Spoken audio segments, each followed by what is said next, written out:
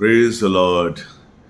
यीशु मसीह के पवित्र सामर्थ्य नाम में मैं आप सभी का स्वागत करता हूं और मैं धन्यवाद देता हूं पिता परमेश्वर का, क्योंकि वो भला है और उसकी भलाई सदा की है। और मैं विश्वास करता हूं कि आप सब ने उसकी भलाई को चखा है। मेरे भाई, मेरे प्रियो, जब हम उसकी भलाई को चखते हैं, जब हम उसकी भलाई को जान जाते हैं ना, तो हम उसके बिना नहीं रह सकते। मैं विश्वास करता हूं कि जो मैं वचन आपको देता हूं, जो प्रचार मैं करता हूं, वो आपके जीवन को अद्भुत आशीष देता होगा, क्योंकि मेरी यही इच्छा है, प्रभु की महिमा हो, आप परमेश्वर के बारे में जानें, हम परमेश्वर के करीब आए, उसके मन को समझें, उसकी योजनाओं को जानें, वो क्या चाहता है, उसने क्यों हमें रचा है, उसने क्यों हमें बचाया है, उसने क्यों अपने इकलौते पुत्र का बलिदान दिया है, उसने क्यों हमारी बुद्धि खोली है, हमें पापों शापों से मुक्त करके हमें आत्मिक रूप से आशीषित किया है। क्यों?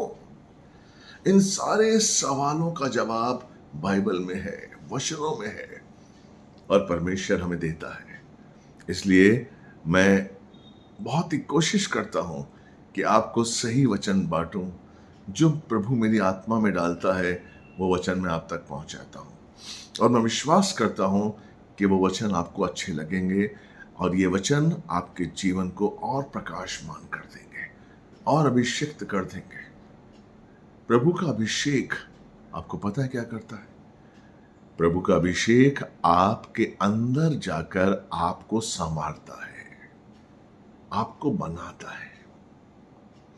इसलिए परमेश्वर ने अपने अभिषेक को हमें दिया है, इसलिए परमेश्वर ने अपनी धार्मिकता को हमें दिया है, अपनी आत्मा को हमें दिया है, ताकि अंदरूनी मनुष्य तो हमारा हर पल हर क्षण परमेश्वर के अनुरूप बदलता जाए, परमेश्वर के योग्य बदलता जाए।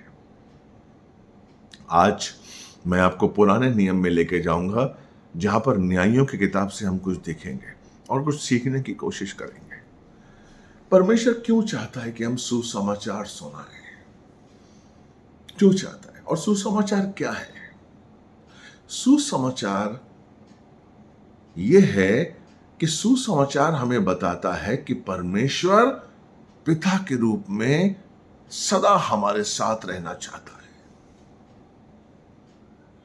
एक बार फिर बताऊं मैं आपको, सुसमाचार हमें बताता है कि परमेश्वर पिता के रूप में सदा हमारे साथ रहना चाहता है। इसलिए वो चाहता है कि हम उस सुसमाचार को दुनिया तक बांटें। इसलिए उसने अपने इकलौते पुत्र को भेजा और पुत्र ने कहा, यीशु मसीह ने, कि मेरा पिता आप सबसे प्यार करता है। मेरा पिता जिसने आपके लिए स्वर्ग की रचना की, मेरा पिता आपको अपराधों से मुक्त करता है और अपने संग उसका मेल मिलाप करता है। महान है, महान है वो पिता। इसलिए वो चाहता है कि हम उसका सुसमाचार सुनाएं। यहोशू की पुस्तक के बाद न्यायियों की पुस्तक आती है।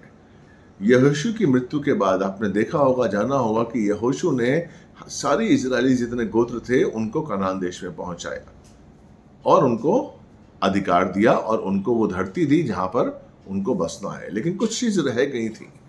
न्यायियों की पुस्तक में हम देखते हैं बड़े कि जब यहोशू चला गया तो जो न्यायी थे वो अपने मन की बात करने लगे। क्यों अपने मन की बात करने लगे? क्योंकि उनके सामने से उनका अगवा चला गया था। देखिए, सबसे बड़ी बात यह है कि परमेश्वर चाहता है कि आप मुझे हमेशा देखें। इसलिए मूसा के समय में परमेश्वर उतर के आता था, बादलों पे सवार होकर आता था, बादल के रूप में आता था और मूसा से बात करता था। और वो चाहता था कि जितने इजरायलीज हैं वो जाने कि मैं कौन हूं। Praise the Lord. लेकिन दुख की बात है कि हम अपने अगुवे को देखकर उसकी बात सुनते हैं और जैसे अगुवा चला जाता है हम अपने डर से मुक्त हो जाते हैं, हमारे अंदर वो अनाज्ञाकारिता आ जाती है। न्यायियों की किताब को अगर हम देखेंगे तो न्यायियों की किताब में, ये जो न्यायियों की किताब है, तकरीबन 350 साल का एक वक्फा है, 350 साल का पीरियड है जो न्यायियों की किताब लिखी गई थी। और इस किताब में हम पाते हैं कि जितने भी इजरायलीज थे उनके मन में जो आता था वो करते थे। परमेश्वर का भय नहीं था, परमेश्वर का डर नहीं था, इसलिए परमेश्वर ने उनको उनके दुश्मनों के हाथों में कर दिया। लेकिन जब तब इजराइलीस जब दुश्मनों के हाथों में होते थे, पलिस्तियों के, अम्मोनियों के, मिदानियों के, मुआबियों के, बहुत से जो जातियां हैं उनके जब गुलाम बन जाते थे और जब तड़पते थे, जब कहते थे कि हमें बचाओ, तो परमेश्वर उन्हीं में से एक न्यायी खड़ा करता था जो उन्हें बचाता था। भूल चुके थे लोग, भूल चुके थे कि परमेश्वर ने क्या किया है, परमेश्वर उनसे कितना प्यार करता है, परमेश्वर ने उनके पूर्वजों के लिए क्या किया है, कैसे उनको मिस्र से निकाल कर लेकर आया परमेश्वर, कैसे उसने उनको सुख दिया, कैसे विपत्तियों से बचाया, कैसे उसने लाल समुद्र को दो भागों में कर इजरायलियों को बचाया और मिस्रियों को मार दिया। कैसे ये सब कुछ भूल गए थे। मेरे भाई मेरी बहन, हमें इस चीज को कभी नहीं भूलना है कि प्रभु ने हमको बचाया है। चाहे हम अपने माँ बाप को भूल जाए, चाहे हम भूल जाएं कि हमारा अस्तित्व क्या है, लेकिन मेरे भाई मेरी बहन, हमें कभी नहीं भूलना है, एक भी दिन, एक भी पल हमारा ऐसा नहीं जाना चाहिए कि हम ये चीज भूल जाएं कि परमेश्वर ने हमें दलदल की कीचड़ में से निकालकर चट्टान पे खड़ा कर दिया है, हमें स्वच्छ किया है, हमें पवित्र किया है, हमें इस योग्य बनाया है कि हम उसके हो जाएं। हमें कभी नहीं भूलना है कि उसने अपने इकलौते पुत्र का बलिदान दिया और यीशु मसीह ने कोड़े खाए, लहू बहाया और उस लहू से हमें खरीदा है, उसके लहू से हम शुद्ध किए गए हैं और उसके लहू को उसने हमारे अंदर उड़ेला है ताकि हम उस लहू के द्वारा जीवित रहें। कभी नहीं भूलना है। लेकिन ये जो इजरायली थे भूल गए थे। मैं आपका ध्यान गिदोन की पुस्तक की तरफ, ये गिदोन का एक जो कैरेक्टर है उसकी तरफ लेकर आना चाहता हूं, जो कि इजरायली था। और गिदोन का ये 6वां अध्याय है न्यायों की किताब में। यहां पर आपको डालना चाहता हूं किस तरीके से देखिए परमेश्वर काम करता है, परमेश्वर क्या चाहता है और क्या इजरायलीज भूल गए थे और किस तरीके से परमेश्वर ने उनको फिर याद दिलाया और फिर किस तरीके से उनको मिदानियों से बचाया। हालेलुया। तो हम देखेंगे कि परमेश्वर ने मिदानियों के पास, इजरायलियों के पास, जबकि वो मिदानियों के दासत्व में थे, मिदानी ने गुलाम बना रखा था मुआबियों ने, मिदानियों ने, और ऐसा वैसा गुलाम नहीं। जहां जहां इजरायलीज खेती करते थे, अनाज उगताते थे, वहां पर जाकर ऊंट, मिदानियों मुआबियों के जो ऊंट थे वो उस जमीन को रौंद देते थे। उनके पास अनाज नहीं होता था खाने के लिए, वो गुफाओं में जाकर छुप के रहते थे। इस तरीके से हाहाकार था, इस तरीके से वो भय का जीवन जी रहे थे। क्यों? क्योंकि वो परमेश्वर को भूल गए थे।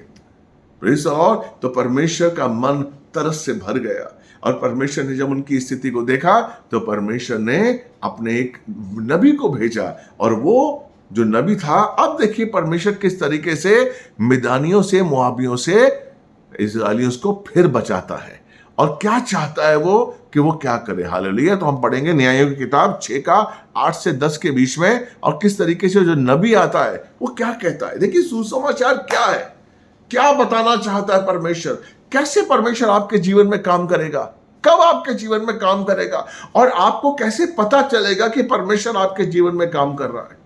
Praise the Lord. आइए हम इसका पढ़ेंगे जजेस 6:8-10। पढ़िए बेटा।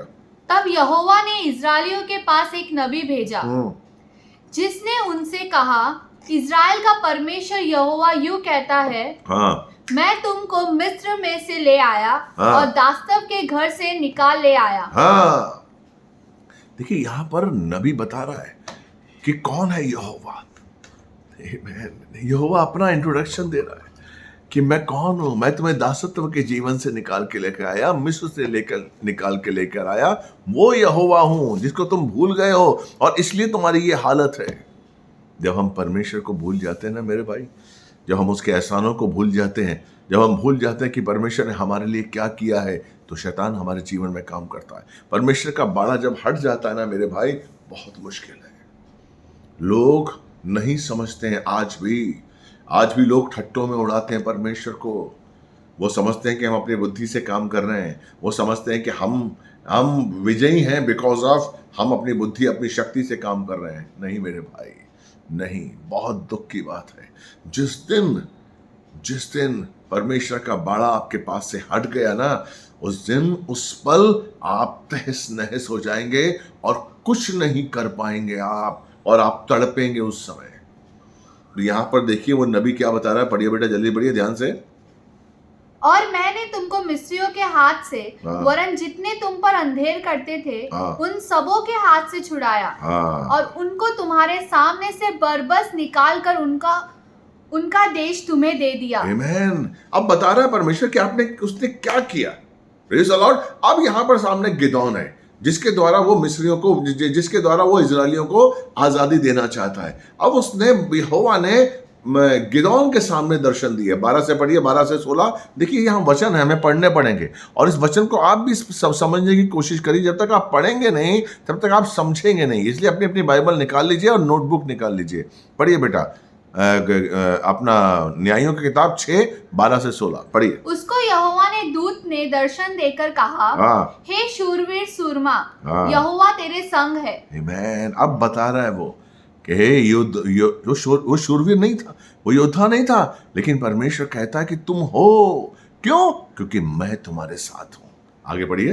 गिदोन ने उससे कहा, हे मेरे प्रभु, विनती सुन, यदि यहोवा हमारे संग होता तो हम पर ये सब विपत्ति क्यों पड़ती। देखिए उसका सवाल था।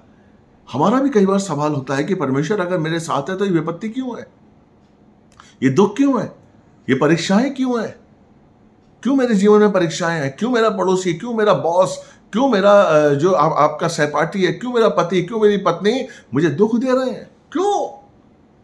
देखिए इस क्यों का जवाब परमेश्वर देगा। हालेलुया।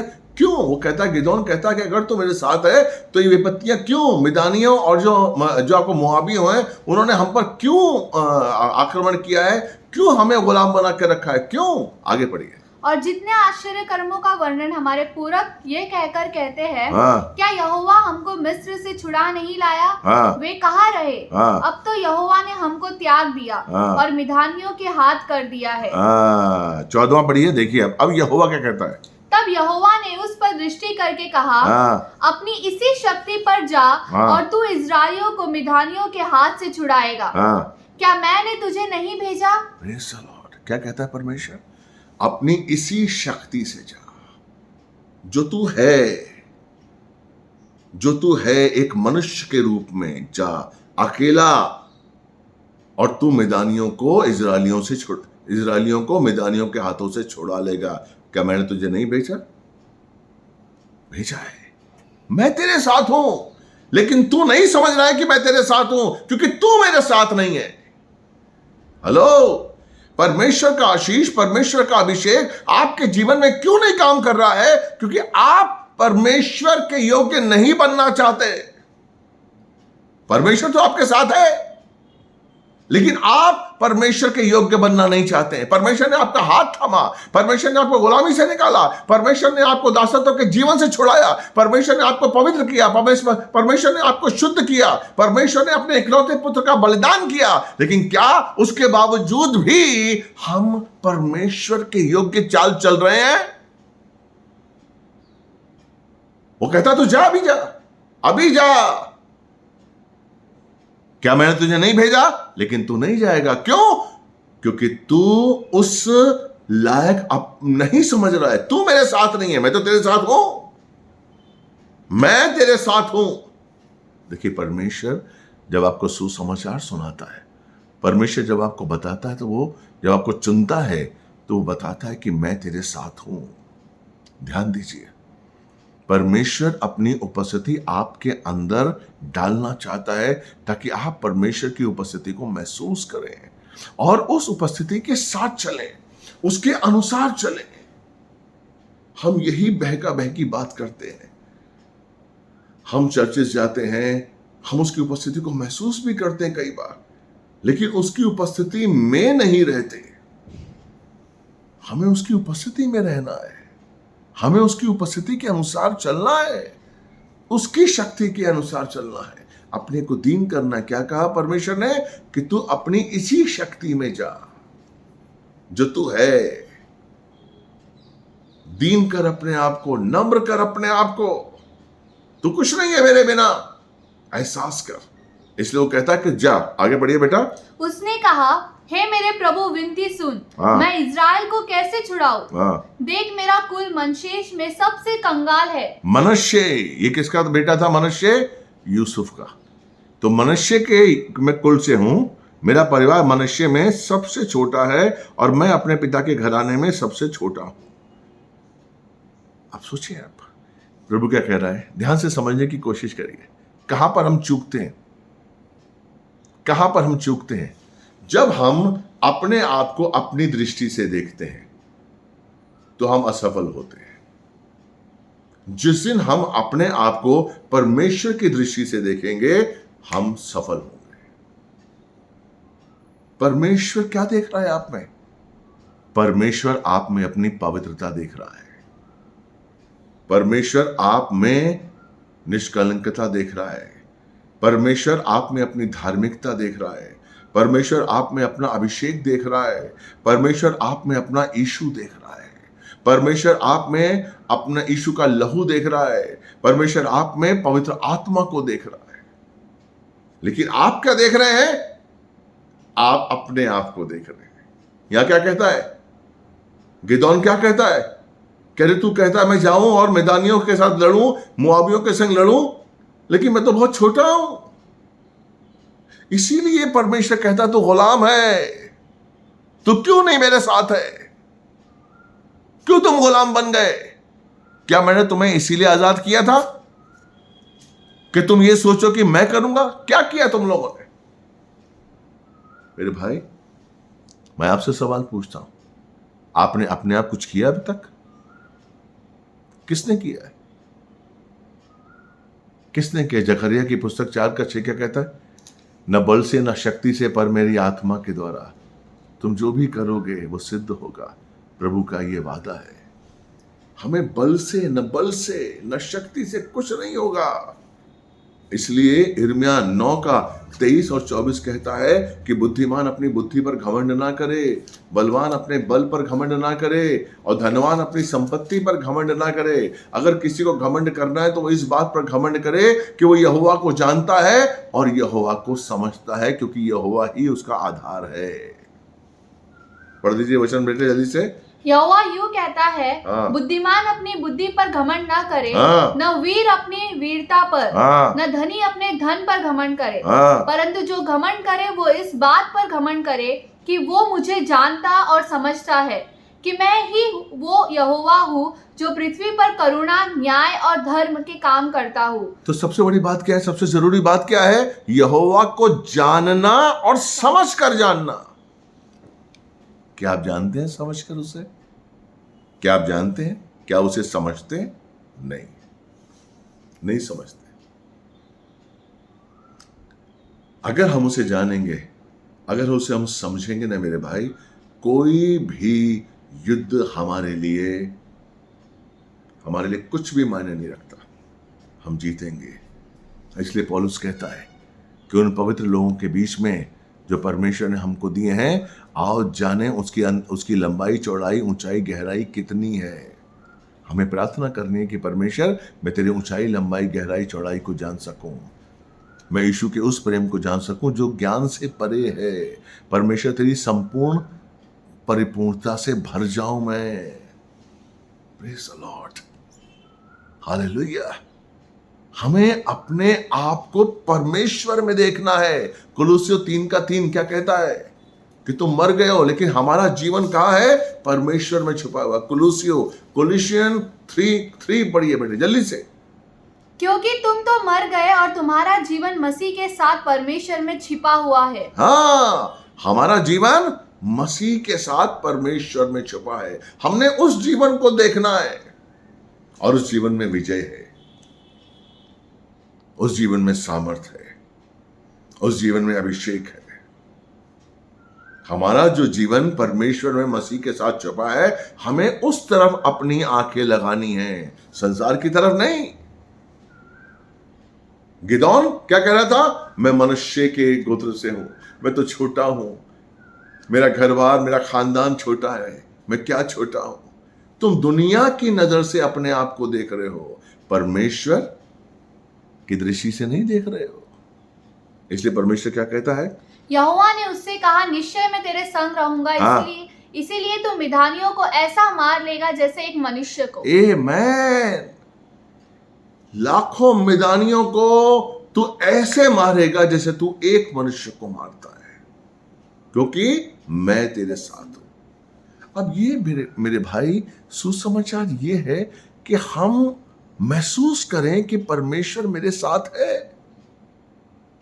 हम विश्वास करें कि प्रभु मेरे साथ है। हम विश्वास करें कि परमेश्वर ने मेरा हाथ थामा हुआ है।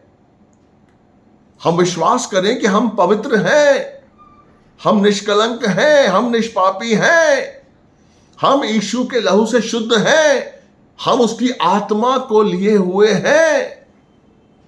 यस। लेकिन हमारे दिमाग में क्या रहता है? संसार, हमारा नौकरी, हमारा दिनचर्या, हमारा खर्चा, हमारी रोटी, कपड़ा, मकान हमारे दिलो दिमाग पे रहता है। इसलिए हम इन चीजों को नहीं देख पाते, इसलिए हम कमजोर हो जाते हैं। अरे वो कह रहा है मैं तेरे साथ हूं, इसलिए वो कहता है कि जल्दी से अपने अंदर के मनुष्यत्व को साफ कर, अपने अंदरूनी मनुष्यत्व को साफ कर। इसलिए वो क्या कहता है, देखिए 25 से 27 के बीच में इसी का। फिर उसी रात को यहोवा ने गिदोन से कहा, अपने पिता का जवान बैल अर्थात दूसरा 7 वर्ष का बैल ले और बाल की जो वेदी तेरे पिता की है उसे गिरा दे। उस समय बाल देवता और अशेरा आज का शिवलिंग कहते हैं, बाल देवता और अशेरा जो था वो उस समय थे। और वो जो बाल देवता थे, लोग क्यों बाल देवताओं की तरफ आकर्षित होते थे, अशेरा की तरफ आकर्षित क्यों होते थे? क्योंकि बाल देवता और अशेरा जो बनाए हुए देवी देवता थे, लोग कहते थे उस समय कि साहब इनके पास जाकर हम अगर हम अपवित्र काम भी करेंगे, अगर हम व्यभिचार भी करेंगे, अगर हम गलत चीजें सोचेंगे तो ये हमें माफ करेंगे, ये हमारी अपवित्रता को माफ करेंगे। यानी कि बाल देवता और अशेरा जो थे वो ऐसे उस समय ऐसे देवी देवता थे जो व्यभिचार को बढ़ावा देते थे, आदमी और औरत के संबंध को बढ़ावा देते थे। इसलिए आपने देखा वो खजुराहो में जाएंगे आप, खजुराहो में अगर आप देखेंगे तो खजुराहो में ऐसी मूर्तियां हैं, आज भी ऐसी मूर्तियां हैं जिनके लोग जाते हैं, तो उस समय की मूर्तियां हैं। तो हमें अपने आप को, तो यहां पर वो क्या कहता है कि अपने आप को साफ कर। गिदोन, तू कब लड़ सकता है? तू कब अकेला मिदानियों को जीत सकता है? तू कब मुझको महसूस कर सकता है? मैं तेरे साथ हूं और तू महसूस नहीं कर रहा। क्यों महसूस नहीं कर रहा? क्योंकि तेरे अंदर बाल है, तेरे अंदर गलत चीजें हैं, तेरे अंदर संसार है। इसलिए वो कहता है कि बलिदान कर। दोबारा पढ़िए बेटा जल्दी से। फिर उसी रात को यहोवा ने गिदोन से कहा, अपने पिता का जवान बैल अर्थात दूसरा 7 वर्ष का बैल ले और बाल की जो वेदी तेरे पिता की है उसे गिरा दे, और जो अशेरा देवी उसके पास है उसे काट डाल, और उस दृढ़ स्थान की चोटी पर ठहराई हुई रीति से अपने परमेश्वर यहोवा की एक वेदी बना। तब उस दूसरे बैल को ले और उस अशेरा की लकड़ी जो तू काट डालेगा जलाकर होम बलि चढ़ा। यानी कि वो कह रहा है कि संसार अपने अंदर से निकाल और मेरी वेदी को स्थापित कर। तूने संसार को स्थापित किया हुआ है और मेरी वेदी को स्थापित नहीं किया हुआ है, तो कैसे काम होगा? तू कैसे महसूस करेगा कि तू मेरे साथ है? कैसे महसूस करेगा? दूसरा कुरिन्थियों 6 का अगर हम 17-18 पढ़ेंगे तो परमेश्वर क्या चाहता है कि वो हमारे अंदर रहना चाहता है, वो हमारे साथ चलना फिरना चाहता है। क्या लिखा है बेटा? इसीलिए यदि कोई मसीह में है तो वो नई सृष्टि है। दूसरा कुरिन्थियों 6 का 17-18। इसीलिए प्रभु कहता है, उनके बीच में से निकलो और अलग रहो।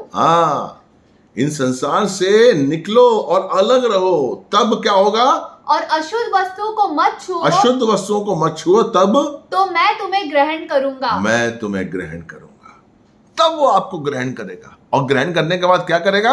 और मैं तुम्हारा पिता होऊंगा, हाँ, और तुम मेरे बेटे और बेटियां होगे। आमेन, प्रेज द लॉर्ड। देखा, जैसे ही हम शुद्धता के साथ परमेश्वर को स्वीकार करते हैं, जैसे हम अशुद्ध चीजों के साथ दूर हो जाते हैं, जैसे हम अशुद्धता को अपने अंदर से दूर करते हैं, जैसे हम संसार को अपने अंदर से दूर करके प्रभु पिता की वेदी अपने अंदर बनाकर अपने आप को पवित्र करते हैं, वो कहता है मैं तेरा पिता हो जाऊंगा और तुम मेरे पुत्र हो जाओगे। और उसके बाद ये सर्वशक्तिमान प्रभु परमेश्वर का वचन है। आमेन, ये है। इसलिए वो कहता है गिदोन से कि तू वेदी स्थापित कर, उन मूर्तियों को निकाल जो तुझे शैतान की ओर से मिली हैं, जो तुझे भरमाती हैं, उनको निकाल और मुझको स्थापित कर। यही तो है। आप कमजोर क्यों हैं? क्योंकि आपने प्रभु को स्थापित नहीं किया अपने अंदर। यीशु मसीह ने क्या कहा कि मैं पवित्र आत्मा का मंदिर हूं। हालेलुया। 1 कुरिन्थियों 3:16 क्या कहता है कि तुम परमेश्वर के मंदिर हो और पवित्र आत्मा तुम में वास करता है। लेकिन जब हम उसके मंदिर बने तो क्या हमने उसको स्थापित किया अपने अंदर? हम कब विजयी होंगे? हम कब विजयी होंगे? जब हम उसको अपने अंदर स्थापित करेंगे। यही है सुसमाचार। हमें उसको अपने अंदर स्थापित करना है और अंगीकार करना है कि परमेश्वर मेरे अंदर स्थापित है, यीशु मेरे अंदर स्थापित है। जब आप उस स्थापना को स्वीकार कर लेंगे, जब आप उस स्थापना के साथ जीवन जिएंगे, तब आप विजयी होंगे। तब आप परमेश्वर की बुद्धि पाएंगे, तब आप परमेश्वर की बुद्धि के अनुसार अपने जीवन को चलाएंगे, तब आप उसकी आत्मा के अगुवाई को समझ पाएंगे, तब आप उसकी आत्मा की अगुवाई में अपने जीवन को चलाएंगे और समझ पाएंगे कि परमेश्वर क्या चाहता है, परमेश्वर की योजनाएं क्या है। उसने मेरे और आपके लिए जो भी योजनाएं बनाई हैं वो बहुत ही अच्छी हैं। यिर्मयाह 29:11 कहता है, परमेश्वर कहता है, ये परमेश्वर की वाणी है कि जो भी योजनाएं मैंने तुम्हारे लिए बनाई हैं वो हानि की नहीं है, लाभ की है। पढ़िए बेटा। क्योंकि यहोवा की ये वाणी है कि जो कल्पनाएं मैं तुम्हारे विषय करता हूँ, उन्हें मैं जानता हूँ। मैं जानता हूँ जो योजनाएं मैंने तुम्हारे लिए बनाई हैं, जो विचार मेरे अंदर तुम्हारे लिए आते हैं, वो जानता हूं मैं। आगे, वे हानि की नहीं वरन कुशल ही की है। हाँ, उससे हानि नहीं होगी। कुशलता की योजनाएं हैं, कुशलता के विचार हैं, कुशलता की कल्पनाएं हैं जो मैंने तुम्हारे लिए रची हैं। इससे डरो मत, तुम्हारा है। क्योंकि न्यायी जो थे यहोशू के बाद उन्होंने छोड़ दिया था। वो जिस जिस जाति पर अधिकार रखते थे उस जाति के अंश को अपने संग रख लेते थे, दासत्व के रूप में। वो समझते थे कि तो ये हमारे हित्ती जो है हमारे दास के रूप में, कनानी हमारे दास के रूप में, मैदानी हमारे दास के रूप में, मोआबी हमारे दास के रूप में। और आहिस्ता आहिस्ता उन्हीं के रूप में, उन्हीं के देवी देवताओं के चरणों में जाकर वो यहोवा को, परमेश्वर को भूल जाते थे और उनके गुलाम बन जाते थे और रोते थे, बिलखते थे, और फिर परमेश्वर उन्हें बचाता था। यह है बाइबल, यह है सुसमाचार। क्योंकि परमेश्वर चाहता है, परमेश्वर बताना चाहता है कि मैं तेरा परमेश्वर हूं और मैं तेरा पिता बनकर तेरे साथ रहना चाहता हूं। Praise the Lord. इसीलिए हमें मन से और दिल से, दाऊद कहता है भजन संहिता 103:1 और 2 कि हमें मन से, वो अपने मन को सिखा रहा है, हमें अपने मन को सिखाना है कि हमें परमेश्वर का धन्यवाद देना है। हमें अपने मन को बताना है। मन क्या कहता है? पढ़िए बेटा। हे मेरे मन, यहोवा को धन्य कहे। आमेन। मेरे मन, हम शरीर से धन्यवाद करते हैं, अपने हाथों को उठाते हैं, सरों को करते हैं, झुकाते हैं, रोते हैं। मन से धन्यवाद कहे, हे मेरे मन, क्योंकि हमारा मन भटकता है। हमारा मन हमें यहां से वहां लेके जाता है, भटकता रहता है। तो दाऊद क्या कहता है? अपने मन को कहता है, आज्ञा देता है, मेरे मन यहोवा का धन्यवाद कहे, किसी और को मत कहे। क्या कह रहा है? और जो कुछ मुझ में है वो उसके पवित्र नाम को धन्य कहे। जो कुछ भी मुझे मिला है, जो कुछ भी मेरे पास है, जो कुछ भी मैं हूं, बिकॉज ऑफ यहोवा। आमीन। ए मन, घमंड मत कर, दीनता रख, नम्रता रख, क्योंकि परमेश्वर के बिना मैं कुछ भी नहीं हूं। हमारे मन में घमंड आ जाता है, हम अपने मन में घमंड रखते हैं, स्वार्थ रखते हैं, हमारा मन घमंडी हो जाता है। हम जब कुछ बनते हैं, अच्छे प्रचारक बन जाते हैं, घमंडी हो जाते हैं, अच्छे बिजनेसमैन बन जाते हैं, घमंडी हो जाते हैं। वो बता रहा है, मेरे मन, जो कुछ भी मैं हूं वो यहोवा की ओर से हूं, इसलिए मेरे मन यहोवा को धन्य है, और मेरे हर उस काम को धन्य कहे जो परमेश्वर ने रचा है। यही जीत का लक्ष्य है, यही जीत का आधार है, यही विजयी का आधार है। इसलिए गिदोन को परमेश्वर कहता है, ये है सुसमाचार, ये है, जब तक तुम महसूस नहीं करोगे कि मैं तुम्हारे साथ हूं, जब तक तुम अपने अंदरूनी मनुष्यत्व को नहीं साफ करोगे, जब तक तुम अपने अंदर से मूर्तियों को नहीं निकालोगे, जब तक तुम मुझे अपने अंदर स्थापित नहीं करोगे, तब तक तुम विजयी नहीं हो पाओगे। अगर तुम्हें विजयी होना है तो मुझे अपने अंदर स्थापित होना पड़ेगा, और जैसे ही तुम मुझे स्थापित करोगे, जैसे तुम अशुद्ध वस्तुओं को अपने अंदर से निकालोगे, मेरा और तुम्हारा रिश्ता पिता और पुत्र जैसा हो जाएगा, पिता और पुत्री जैसा हो जाएगा। Praise the Lord. ये सुसमाचार बताइए और इस सुसमाचार में जीवन बिताइए। प्रभु आपको बहुत प्यार करता है। मैं विश्वास करता हूं आज का ये छोटा सा वचन आपको बहुत अच्छा लगा होगा। परमेश्वर आपको और आशीष दे। ये शेयर करिए और सब्सक्राइब भी करिए जिन्होंने नहीं किया है, प्लीज़, ताकि हमारी मिनिस्ट्री और बढ़े। और हमारी मिनिस्ट्री के लिए मेरे लिए प्रार्थना भी करिए, ताकि हम और अच्छे अच्छे विषय आपके सामने लाएं और परमेश्वर का आशीष आपको मिले और परमेश्वर की कृपा हम पर होती रहे। मैं आपके लिए प्रार्थना करता हूँ। हे पिता परमेश्वर, धन्यवाद देता हूँ आपके पवित्र सामर्थ्य नाम में। अद्भुत शिफा है परमेश्वर। इस वचन को मेरे भाई बहनों के जीवन में परमेश्वर बहने दीजिए, जीवित रखिए परमेश्वर, ताकि उनका जीवन बदल जाए परमेश्वर। सुनने देखने वाले हर भाई बहन के लिए आशीष मांगते हैं। धन्यवाद। प्रार्थना आपने सुनी, कबूल किए। मैं गॉड ब्लेस यू। प्रभु आपसे बहुत प्यार करता है।